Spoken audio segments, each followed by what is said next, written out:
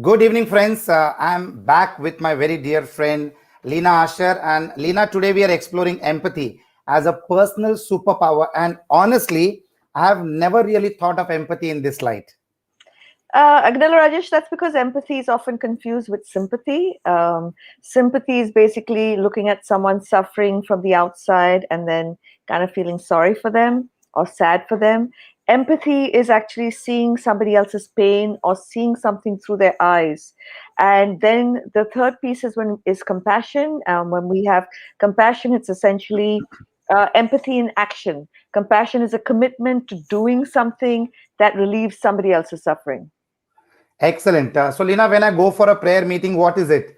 What is it I feel? Sympathy, empathy, or compassion? So, at a prayer meeting, sympathy would be a gesture of acknowledgement for the person who's experiencing the death of somebody else. So, it's when you say, I'm sorry for your loss. To extend sympathy, you don't actually need to know what somebody else is going through, and you Okay. actually don't need to be feeling what they're feeling either. So the famous words, sorry for your loss, are words of sympathy and not empathy. In some way, Lena, this may be easier for the one extending the condolence as it creates some distance from the other person's pain. A separation of the person suffering sympathy, or rather than not suffering, offering sympathy, and the person actually experiencing the pain.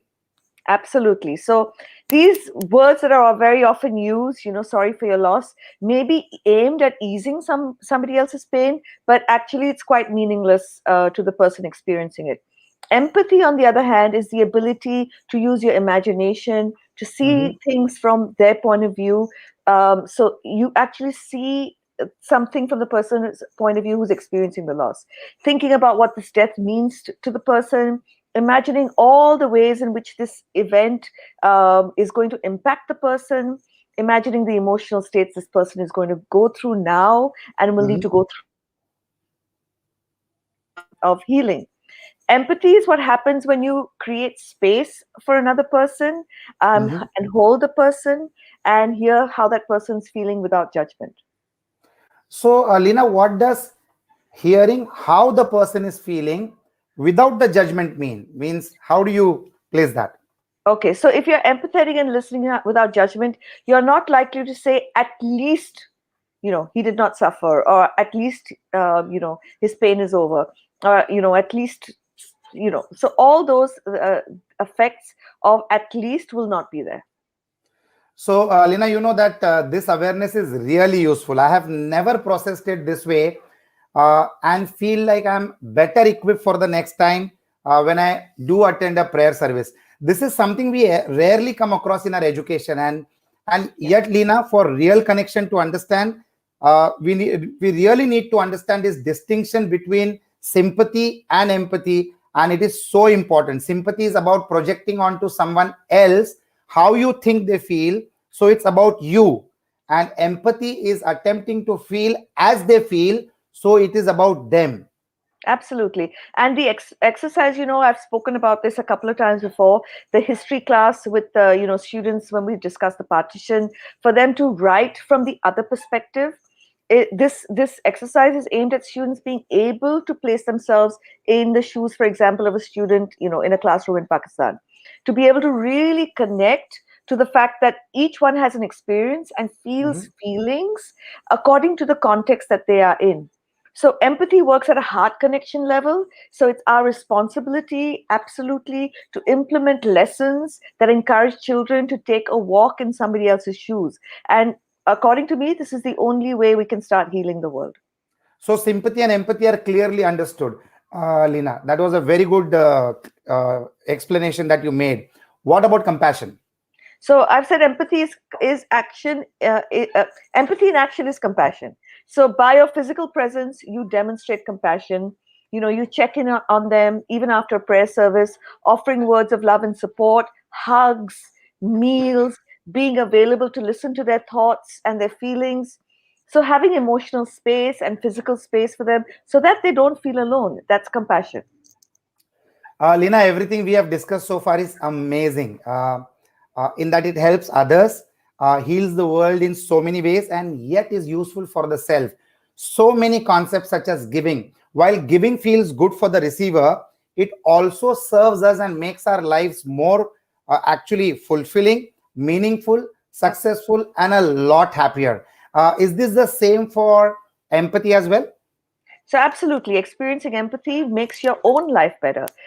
Empathy opens your heart, so it allows Mhm. more feelings out, but it also allows more feelings in. And as you become comfortable with the vulnerability of empathy, it helps soften some of the tough experiences you have, and we're all going to have them. So when we talk about human skills being more important going forward, I guess we are including empathy as one of the skills. Absolutely. So we live in a world where we can Google any fact, where Right. voice recognition software will make, we won't need to even know how to spell anymore, where computers can read books to us. So this Right. means as parents, we must rethink the skills that we are placing an emphasis on. Empathy has a direct impact on boosting your resilience, which is Mhm. one of the future human skills that we will need in abundance. Empathy Okay. also promotes positive behavior, so it makes us just happier. Empathy is key to human thriving. It enables us to kind of develop our highest capacities as individuals, to for us to be able to flourish and achieve great things. That is because empathy helps you navigate social situations, and it increases well-being and competence. So I understand that you are saying that empathy is a skill central to success and happiness. But shouldn't we as parents not just want to raise kind people? More empathy would mean more trust and more kindness, which would again mean a more peaceful world, Lina.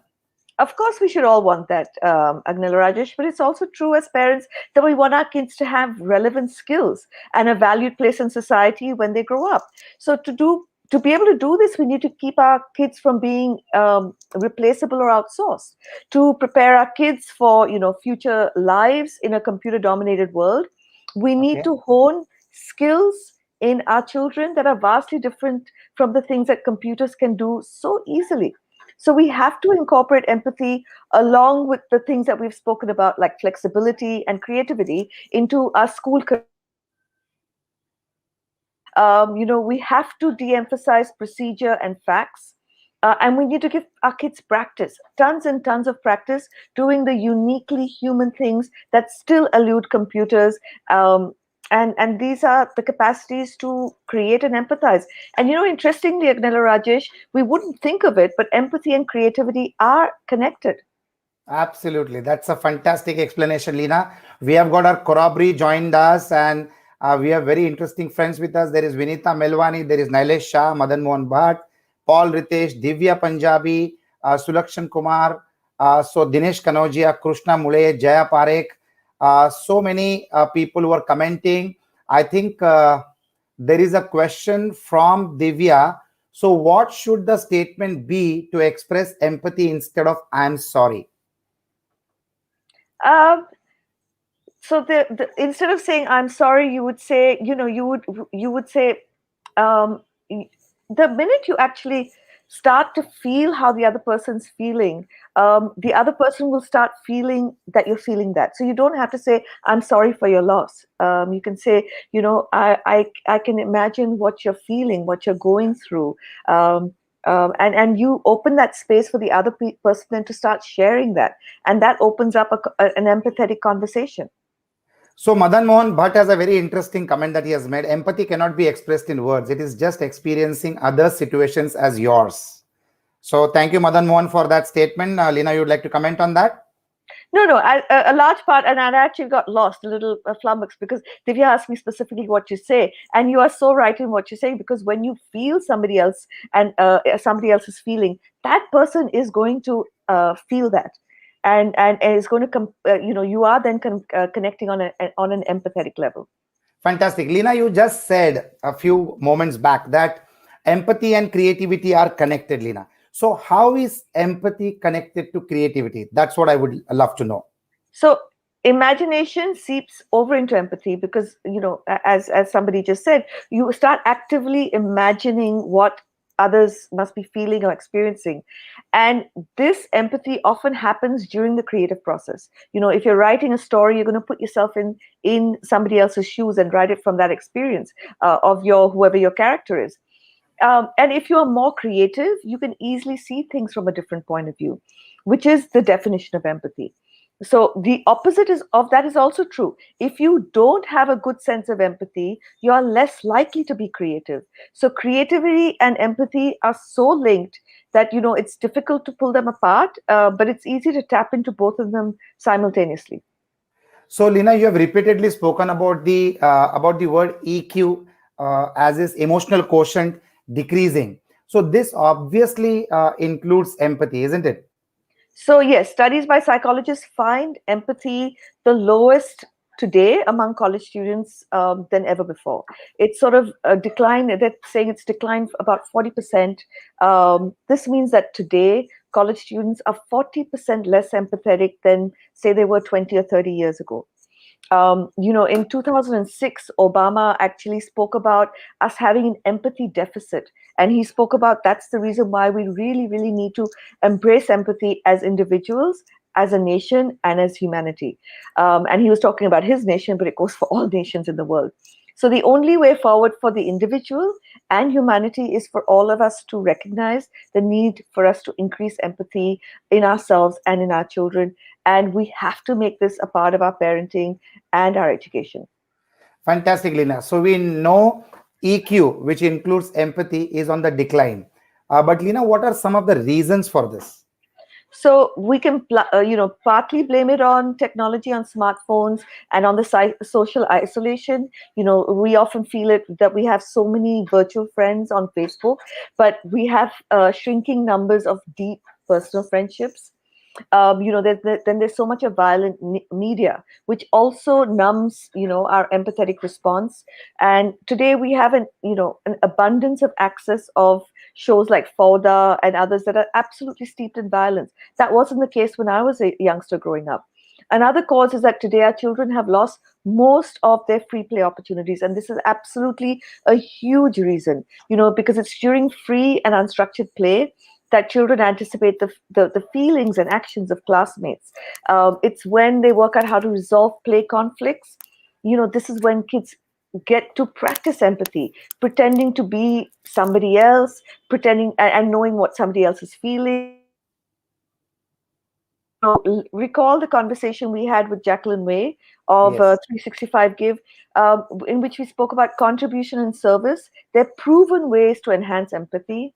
Also, meditation, um, mindfulness practice, as well as journaling. These are all powerful ways. So, friends, journaling is so powerful. And if you are a practiced and seasoned reflective writer, then great. But guided journal writing can really help. Just like guided meditation is really helpful, so is guided reflective writing. And the journals we have created are a perfect way to practice reflective writing. So, then when you are saying that empathy is a teachable skill, can you give us an example of how we can make it a part of our parenting, Lina? So almost everything that happens in the world is a teaching opportunity for parents and teachers. In the episode on storytelling, we explored how narratives, the stories we hear and the stories we tell ourselves, shape our perspective. This is something children need to be learning repeatedly. So take, for example, what's happening in America at the moment, the Black Lives Matter movement. If your children are very, very young, you can start talking to them, about color symbolism. Why, for example, is black always evil? Why is it the black witch? And why is the white witch always good? As your children go, sort of grow older, go on to reading stories based on understanding racism. And there's so many age appropriate ones out there. You just have to Google it.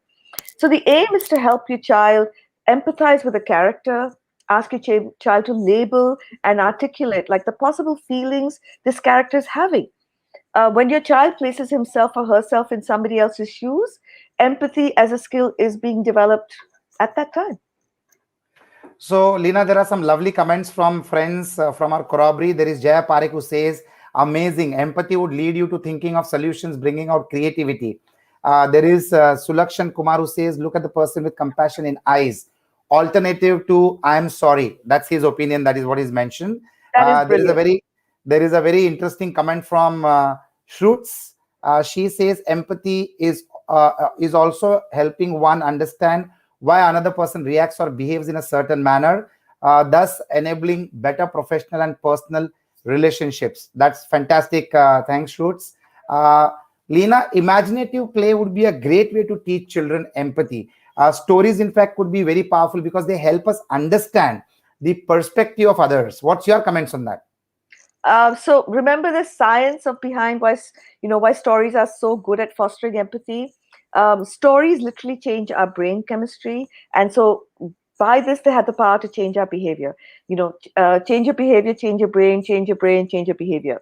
When we watch even like a movie, like I just saw My Sister's Keeper. It's a story about a family dealing with one daughter, the first daughter, who has leukemia, and then they actually give birth to a second daughter just to keep the older one alive for blood transfusions and things. So when you're watching this and you're watching the feelings and experiences both children are going through, you're releasing huge amounts of oxytocin, which is the hormone associated with care, connection, and empathy. So oxytocin is what motivates us to engage in helping others. So if you are, it's fascinating. But just after watching a movie like My Sister's Keeper, you're more likely to help somebody immediately after watching a movie like that or reading a book that releases oxytocin. So I feel, of course, this have to be specific kinds of stories or movies, right? So almost all stories will have you put yourself in somebody else's shoes, right? So we've all jumped out of our skin when somebody is scared. So whether the person's getting terrified in a horror movie or getting blown to bits in a terrorist movie, you're going to feel. But the ones that you want to watch more often are the ones that have strong emotional components, because these are the ones that build empathy. So My Sister's Keeper is a brilliant movie to watch with your kids, or E.T., one of the old movies, E.T. the Extraterrestrial. It'll be those kind of movies, of course, will be more powerful than a story like Spot Visits the Zoo, or The Exorcist, which is a horror movie. So, Lena, there are benefits of reading or watching stories with strong emotional components because they help build empathy. But how does empathy help one in business? You, for example, do you feel that it has impacted you in your business success? Absolutely. My entire concept of schooling was based on me putting myself in the shoes of kids and understanding why they didn't like school, and then engaging with them on why they don't like school. Things like uniforms, modes of discipline, boring learning, no voice or no choice. And talking to kids and putting myself in their shoes is how I reframe what school could mean. So I built a product, which is the instructional design, the way the school looked, what uniform we would have, what policies we would have, like democratic discipline. All of these by putting myself in the shoes of a child. Even the names of the schools, like Kangaroo Kids and Billabong High, these were chosen because of their cool name appeal to, to children. When I built the schools, I literally stood in the shoes of kids. And because I did this, we ended up with a school where children preferred to be in school than being on holiday. So, empathy helped you to build a product and service. How about in the day to day functioning of your business, Lena? So, empathetic and high EQ people are good at reading faces, right? And emotional cues to work out how other people are feeling. There's a quiz in your journal, Agnella Rajesh, on page 3, Okay. and it shows you how good you are at reading faces and reading faces. I did it, and I got a 90% of the population. I'm better than 90% of the population, so that kind of thrills me to bits. But it's probably one of the few skills I really, really needed to run my organization. And so I practiced it frequently. And when you practice something frequently, you become skilled at it. So even whether you put yourself in the shoes of kids, or say you're sitting in a room with people and you're negotiating a contract, or a school or something like that, when you're negotiating anything, a deal, getting people to do what you want them to do, anything really, you need to know when to stay still, when to fight, when to flee. And to do this, you must be able to read the faces and body language of all the people in the room. So this isn't to mean that you become manipulative, but you actually negotiate anything by putting yourself in the shoes of the other person. And again, Rajesh, I know you do this all the time as well. In fact, when you and I were discussing our partnership, I think the reason why we both felt a win-win is because I put myself in your shoes and you put yourself in my shoes. And when we do this, when we're dealing or negotiating, you cannot end up but having a win-win. Fantastic. That's very, very well explained, Lena. Lena, you often say our children learn from what they see us do rather than what we say. So, how are some ways we can demonstrate empathy to our children? So studies show that children internalize messaging about which groups are valued or rejected by parents and society. So in the Black Lives Matter movement, if Black Lives matter to you as a parent, they're going to matter to your kids. If they don't matter to you, they're not going to matter to your kids. So your kids are going to be learning from you all the time. And so, for example, if you're in a restaurant and you're good to a waiter, you're respectful, then you're signaling a different message to your kids than if you're kind of dismissive and rude. So one is to watch what you're signaling, through your behavior. There's a research called the Stanford prison experiment, and it's fairly famous. And it Mhm. took college students, and it turned half the college students, or most of the college students, into prisoners, and some of them into prison guards. And what this experiment showed is that people who were given a high power role, even temporarily, actually have brain activity consistent with lower empathy. So parents who are in a high power role with your home staff, your employees, your service staff like waiters, you especially need to demonstrate human respect and empathy. So when your children grow up, they will learn the same by you role modeling it, even if they end up in a high power role. Wow. So, Lina, I read somewhere that the way we treat people that we think can't help us or hurt us, people like housekeepers and waiters, tells us more about our character than how we treat people we think are important. Absolutely. So true, but as an aside, I heard from a restaurateur once, and everyone should hear this, that if you're rude to waiters, you get your food spat in before it gets served.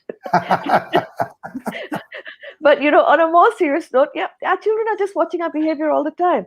And I remember once when a waiter was rude to us. Instead of reacting to the waiter, I took it as a lesson in empathy for my son. So, I started asking my son, what do you think someone like him has to cope with daily? Long commutes on trains, buses, in the heat, low wages, a home where, a family is packed in like sardines, there's no privacy. And then you have all these rude customers. How could all of this, result in how he just behaved? How often as a society do we think like this? I often find myself talking to people who are very pro capital punishment. And I have to talk to them. No baby is born evil. Most serial killers are survivors of severe early childhood trauma. Yes. And it can be of any kind: physical trauma, sexual abuse. Severe trauma is the single recurring theme in the biographies of most killers. Absolutely. In fact, I often thought of empathy and compassion as something you are or are not born with, and maybe is to some degree developed, but only when you are very young. But obviously, empathy is a skill that can be improved even in adulthood, Lina, right? Absolutely. And we all know the growth mindset thinking that you know the people who feel that empathy is a skill you can develop are more likely to improve in being empathetic.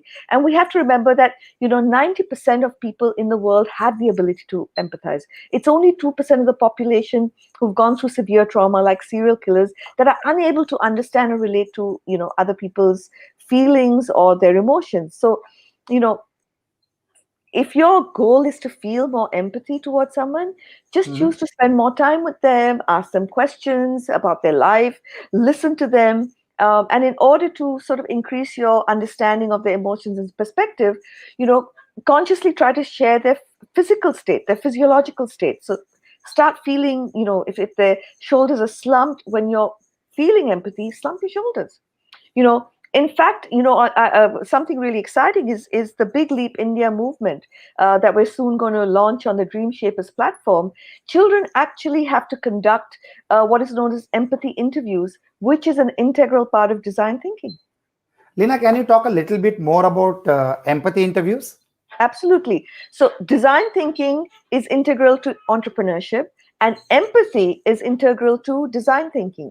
So, design thinking cannot begin without a deep understanding of the people that you're designing for. So, structured inside the Big Leap India platform are interviews that children will conduct as design thinkers to empathize with the people that they're designing for, so that children can understand the needs, thoughts, emotions, and motivations of the people that they're designing for. So, Lina, I can see how valuable this would be in business and in entrepreneurship, because when you're in tune with the others' needs, you can better serve them as customers. Because as a leader, as you will have a greater understanding of what they want and need. In fact, it will also help you to understand what their pain points are and what brings them joy. And so you can design better products and services for them.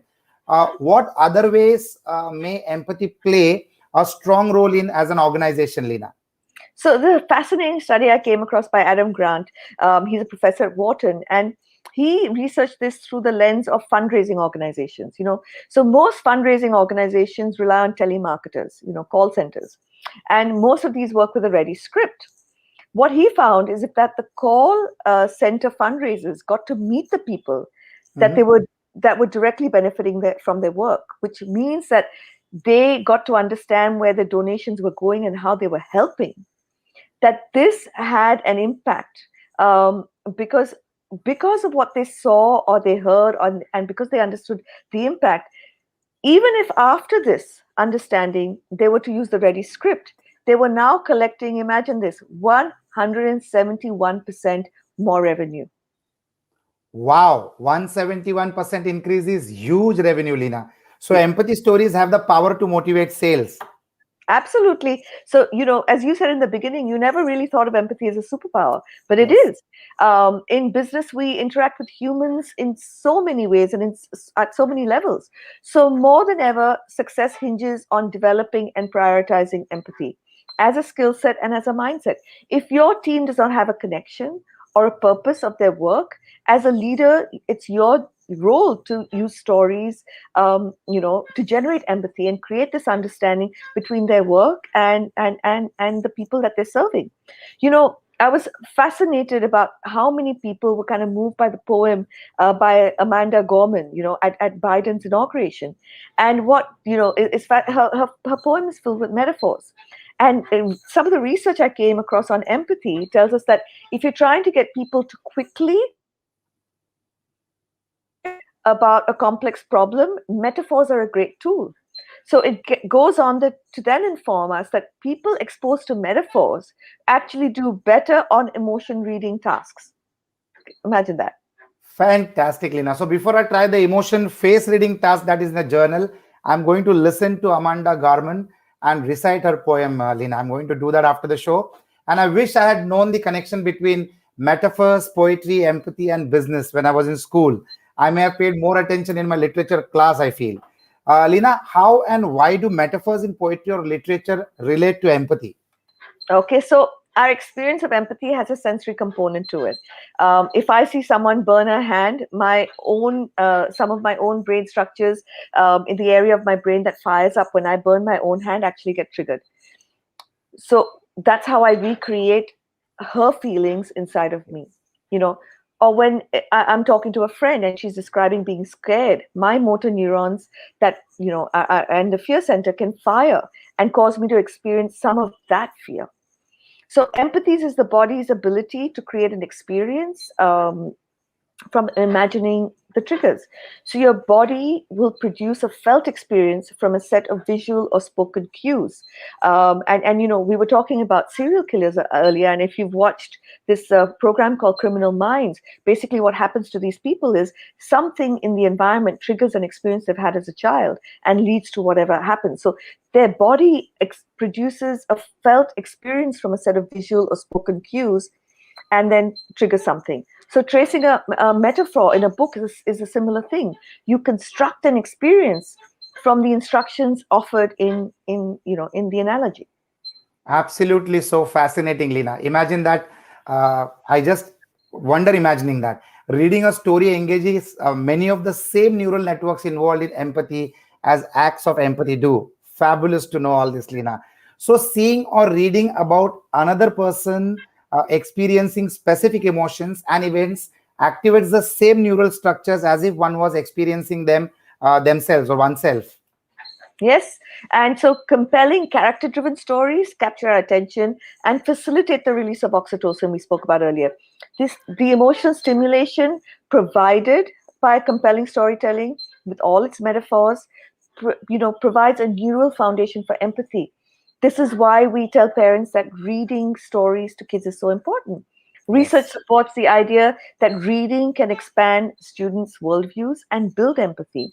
In an article in the American Psychological Association, academics from Italy and United Kingdom found that especially Harry Potter books help students gain an understanding of others. Maybe that's why they're so popular. Fantastic, Lina. I like to understand what other people are thinking and how other people see the world. I'm also fascinated by the ways people think about things, what's important to them, and how they put their world together. So, interesting you say that your natural curiosity about other people's thoughts Yes. and reality is technically termed as cognitive empathy. Cognitive empathy is from mind to mind, when we are able to get a mental state of how another person's thinking works. So, if you extend this sort of empathy a bit further, you will understand how best to communicate with the other person, understand what matters to the other person, and get a sense of their model of the world. Leaders with great cognitive empathy get better results from their team. So, emotional empathy is more powerful than cognitive empathy. You literally tune into the other person's feelings by picking up on their facial, vocal, and other body language. So, you can literally mirror the other person's feelings thanks to the mirror neurons we've often spoken about. Daniel Siegel, there's a psychiatrist, calls this empathy the we circuitry instead of the me circuitry. So being in the Mhm. we circuitry signifies a great deal of chemistry. And I think you and I have got a we circuitry, Agnel Rajesh. Absolutely, Lina. I believe in that and I live that with you. So, is there a personal, emotional, physical wellness aspect to empathy, Lina? Empathetic people have healthier and more satisfying relationships. And Okay. it's and believe it or not, even after an illness or injury, empathetic people heal more quickly. So Mhm. there is research also showing that empathy may even lengthen your lifespan. Wow. In fact, Lina, I recall President Obama saying that the biggest deficit we have in our society and in the world right now is our empathy deficit. So, how would the world change if we all had the ability to stand in someone else's shoes and see the world through their eyes? So if we as parents and teachers brought about the deliberate learning of empathy, um, you know, we have to just say deliberate learning. um, and it's fascinating how much power teachers and parents have, and we can transform the world together. We would begin to identify with people who are different to us. To extend empathy, I must take the time to understand someone who's different to me. I must be able to drop judgment and challenge preconceived notions and biases and see things from somebody else's point of view. So, if as parents and teachers we all start by agreeing that this is important, we will naturally incorporate it in our teaching and parenting. You know the saying, where focus goes, attention flows. Absolutely well said, Lina. If we as parents focus on empathy, then we will raise creative thinkers and leaders who get Yeah. things done in a way that benefits others as well as themselves. So, Lina, when we then will raise a generation of people actually, predisposed to kindness and tolerance, and that's what the world needs today and will need forever. Yes, and we have to do it. And if we don't want to raise a generation of narcissists, I cringe when I see the obsession with selfies today, and this obsession with taking photos of ourselves is just kind of like it's a symptom of a society ruled all about me instead of about we. So we should all focus on giving the next generation an empathy advantage. So, Lina, is there a country that is high on empathy? And if so, what are they doing differently? So Myanmar ranks amongst the highest on the World Giving Index, and Okay. its citizens are highly empathetic. India ranks 82 out of all the countries in the world, and I find that very, very sad. Interestingly, Myanmar has a literacy rate of over 90%, which Okay. connects, to what I was speaking of earlier, of the links between reading and empathy. Wow, that's fascinating information, Lina. Thank you so much. We have, as always, run out of time. There are a lot of interesting comments and questions, and people have really posted some very exciting comments on how the content is and how the session is. But we have absolutely run out of time. This was indeed a very fascinating conversation, Lina. Post this show today, I didn't do the journal beforehand, but post this show, I'm going to do the journal just like how everybody else is going to download and do it.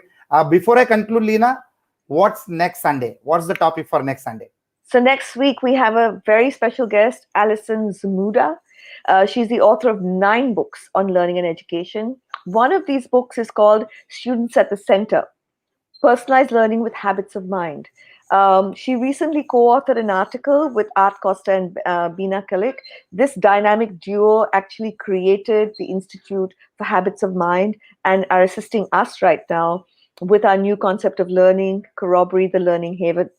Alison will be talking to us about the habits of mind and why empathy is an essential habit of mind. Wow, that's awesome. That sounds so awesome. So, along with our Corroboree, our friends online, I too shall be looking forward to this session with you, Lina. And before I conclude, I would like to express my gratitude to all the lovely people out there, our Corroboree, who are always with us on this session.